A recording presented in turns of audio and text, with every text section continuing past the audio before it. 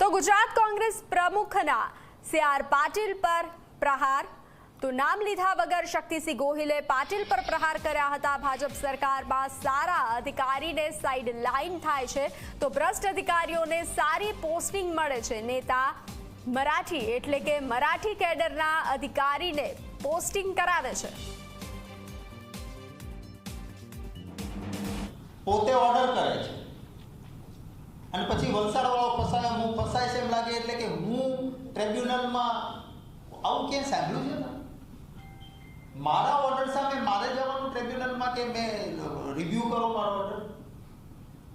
આ ભ્રષ્ટ અધિકારીઓને ભાજપના ધન સંગ્રહમાં પૈસા આપે છે અને એક છૂટો દોર મળ્યો છે અને નિષ્ઠાવાન અને પ્રમાણિક અધિકારીઓ આપણા ગુજરાતમાં ઘણા છે બિચારા, એને સાઇડ પોસ્ટિંગમાં બેસાડવાના, ક્લારિકલ કામ કરાવવાનું, એને ફિલ્ડ પોસ્ટિંગ નહીં આપવાનું।